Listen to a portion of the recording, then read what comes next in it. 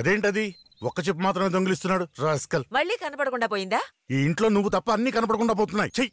అయ్యో నాన్నా, నా స్కూటీ మిర్రర్స్ కనిపించడం లేదు. ఏంటమ్మా ఇది? అప్పుడప్పుడు ఏదో ఒకటి కనపడకుండా పోతుంది. పోయిన వారం కూడా కుక్కర్ విజులు కనపడడం లేదని చెప్పావు కదా. అవును నాన్న, ఏదైనా యాక్షన్ తీసుకోండి నాన్న. చట్ట ప్రకారమే వెళ్దాం. శాంతక్క, బావగారు ఏదో యాక్షన్ తీసుకుంటారంటే వెళ్దాంరా. ఒక్కరమే ఇస్తే కంప్లైంట్ నిలబడదరా. ముందు ఎవరెవరింట్లో ఏమేం పోయాయో అడుగు. ముందు మన ఇంట్లో కనిపించకుండా పోయినవి రాయండి నాన్న. Scooty mirrors 2, cooker whistle 1. Mahi, ఏంటత్తా? ఇంట్లో నీళ్లు కొట్టే పంపు పోయింది.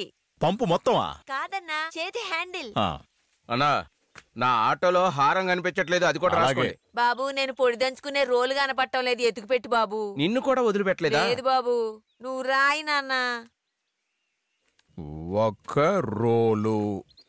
నా ఎడం కాలు చెప్పు కనిపించడం లేదు. ఏదైనా కుక్క ఎత్తుకుపోయిందేమో, ఎత్తుకుపా. అది ఏ కుక్కో నాకు తెలిసి తీరాలి. సరే, సైజ్ అంతా? 9వ నెంబరు. బాబాయ్, నా సవరం కనిపించట్లేదు బాబాయ్. సవరం పోయిందా? అవును బాబాయ్. ఏమ్మా, అటువంటి జాగ్రత్త పెట్టుకోవాలి కదా. నిద్రపోతున్నప్పుడు లాక్కెళ్ళిపోయారు. అంత మైమరిచి నిద్రపోతున్నావు అన్నమాట. సవరం 1. మావయ్య, పై అంతస్తులో ట్యాప్ కనిపించట్లేదు. ఇనుము ట్యాపా, అల్యూమినియం ట్యాపా? అల్యూమినియం. Aluminium tap 1. ఓకే, ఇంటికి ఒక మనిషి రండి. ఏమ్మా సవరమ్మాయి, నువ్వు రాకపోతే మీ ఆయన్ని పంపించు. అలాగే. అందరం కలిసి వెళ్ళి కంప్లైంట్ ఇచ్చొద్దాం. ఎవరి మీద? ఆ దొంగ మీద. నాన్నా, బకెట్ దొంగిలించడానికి బయట నుంచి ఎవడన్నా వస్తాడా? పాపం మనకు తెలిసిన వాళ్ళు ఎవరో ఒకరు ఉంటారులే. వదిలే నాన్న, కష్టపడే దొంగ. ఏంటి పేదవాడికి ఉంటాడా? వాడికి యూజ్ లేకుండా నాకు యూజ్ లేకుండా అలా అలా దొంగతనం చేస్తాడు. దాని కింద పడే. సిగ్గు ఎగ్గు లేకుండా చెప్పేసుకుని పేరు మాత్రం అంగరక్షకుడు. దేనికి పనికిరావు నువ్వు. సింగం, నువ్వేంటి సింగం తల మీద తుండేసుకుని సోకిస్తున్నావు? మన అంబులెన్స్ కున్న సైరన్ ఎవడో దొంగిలించుకుపోయాడు.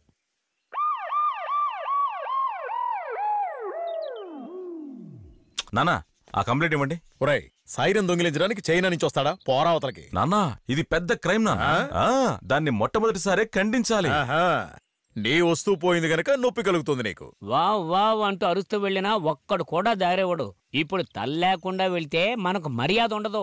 తొందరగా కనిపెట్టి సింగం. నానా, ఇవ్వండి నానా. ఆ పెన్ కూడా ఇవ్వండి.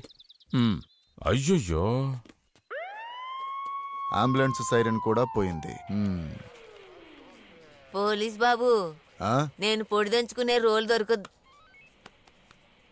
కోపంగా ఉన్నారు బామ్మ, కాల్చి పడేస్తారు. పక్కకు పో. నవ్వలేకపోతున్నానయ్యా.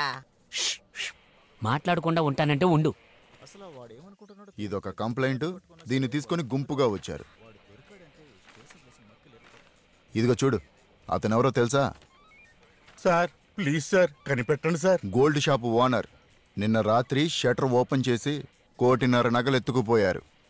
ఇక అతను తన పెళ్ళాన్ని పిల్లలతో సహా ఒక లేపుకెళ్ళిపోయాడు. ఇప్పుడు వాళ్ళని పట్టుకోమంటావా, వీణ్ణి పట్టుకోమంటావా? సార్, చిన్నదైనా పెద్దదైనా దొంగతనమే కదా. విష్ణు, అది కాదు సార్.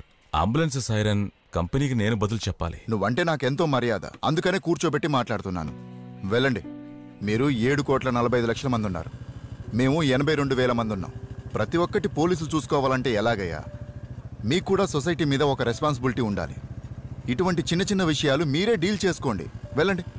ఈ సబ్ ఇన్స్పెక్టర్ గారు చాలా కోపంగా మాట్లాడారు. ఆయన చెప్పేది కూడా నిజమే సింగం.